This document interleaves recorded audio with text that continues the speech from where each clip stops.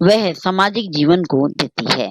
Merton ने प्रकार के अवलोकित परिणाम हैं जो कि सामाजिक व्यवस्था के अनुकूलन या सामंजस्य को बढ़ाते हैं। जॉनसन किसी भी आंशिक संरचना जैसे एक उपसमूह, एक भूमिका, एक सामाजिक नियम या एक सांस्कृतिक मूल्य का वह योगदान जो वह एक सामाजिक व्यवस्था या उप व्यवस्था की एक या अधिक आवश्यकताओं की पूर्ति हेतु करे, प्रकार्य कहा जाता है।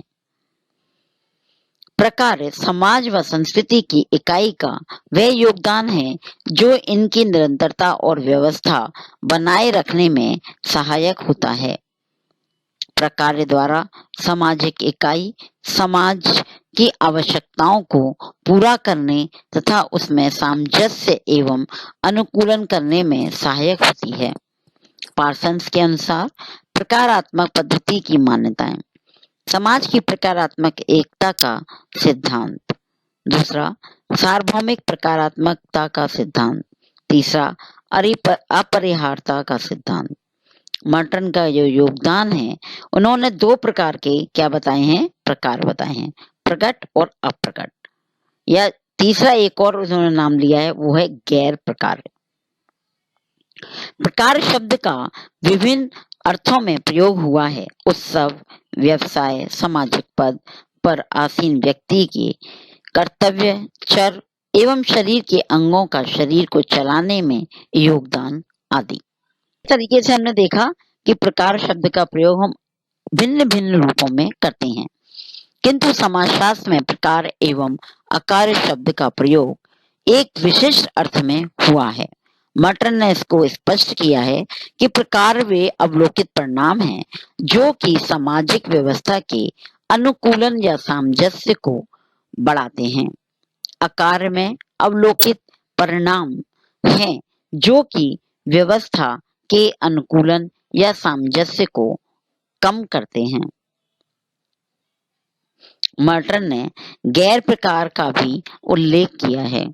गैर प्रकार वे अवलोकित परिणाम हैं जो सामाजिक व्यवस्था में अब अनुद्देश्यपूर्ण या असंगत हो गए हैं। जैसे उदाहरण के लिए संयुक्त परिवार प्रणाली। प्रकट और अप्रकट प्रकार में भेद। प्रकट प्रकार प्रत्यक्ष दृष्टिगोचर होने वाले के परिणाम हैं जो सामाजिक व्यवस्था में अनुकूलन तथा समायोजन लाते हैं तथा जो उस व्यवस्था में सम्मिलित सदस्यों द्वारा मान्य तथा इच्छित होते हैं। अप्रकट प्रकार वे परिणाम हैं जो सामाजिक व्यवस्था में समायोजन या अनुकूलन तो लाते हैं किंतु व्यवस्था के सदस्यों द्वारा ना तो मान्य होते हैं और ना ही इच्छित हैं। जब कई प्रकारों के परिणाम पहले से ही निश्चित एवं स्वीकृत होते हैं तो ऐसे प्रकार प्रकट प्रकार कहलाते हैं, किंतु कई बार प्रकारों के इसमें ऐसे परिणाम भी मिलते हैं जिनके बारे में कभी सोचा भी नहीं गया था, तो उन्हें हम अप्रकट प्रकार कहते हैं। उदाहरण के लिए प्रत्येक लगभग सभी समाजों में निकट के रिश्तेदारों जैसे भाई बहन, पिता पुत्र आदि में यौन संबंध की मना होती है। ऐसा नियम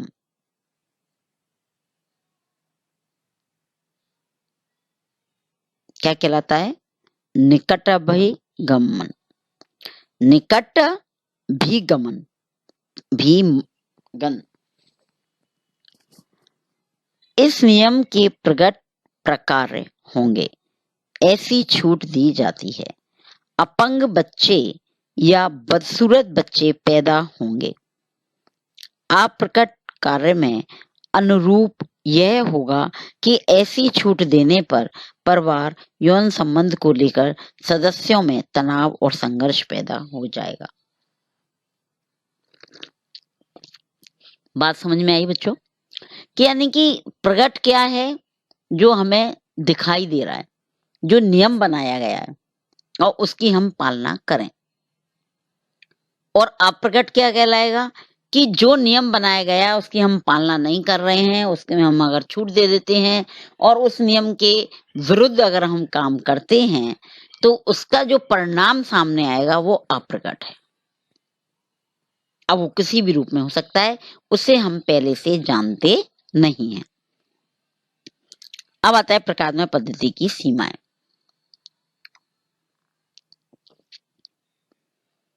25 वर्षों से महत्व कम हुआ है। किसका? प्रकारात्मक पद्धति का। मतलब धीरे धीरे इसका महत्व क्या होता जा रहा है? कम होता जा रहा है। पहला, विभिन्न अवधारणाओं की स्पष्ट व्याख्या नहीं है। विभिन्न अवधारणाओं की स्पष्ट व्याख्या क्यों नहीं है? क्योंकि प्रकार शब्द का जो अर्थ है वो अलग अलग मानवशास्त्री या समाजशास्त्रियों ने अपने आधार पर भिन्न भिन्न प्रकार के अर्थ दिए हैं। दूसरा है संरचना की प्रत्येक इकाई के प्रकार की खोज होना। संरचना की प्रत्येक इकाई के प्रकार की खोज होना।